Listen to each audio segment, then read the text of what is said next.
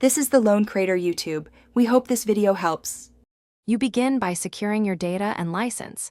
This prevents loss and activation headaches. Once done, use the Media Creation tool to build a USB installer. An 8 GB stick works fine. Make sure to set BIOS or UEFI to boot from USB and disable Secure Boot only if the installer requests it. Now restart the PC and press the firmware key to enter boot options. Choose the USB device. This gets you straight into the Windows setup without unnecessary delay.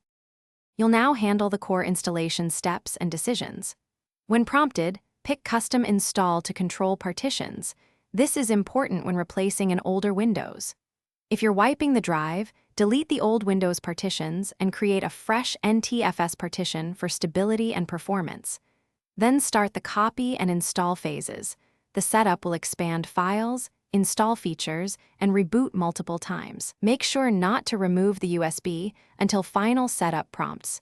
You finish by walking through the out-of-box experience. Set region, sign in with your account, and choose privacy settings so your system behaves as you expect. Once at the desktop, run Windows Update and then install vendor chipset, GPU, and network drivers to ensure full hardware support. Restore your backed up files and reinstall apps. If activation or boot problems appear, use your recovery USB or boot into safe mode. Then check drivers and firmware. This single troubleshooting step usually resolves common post-install issues.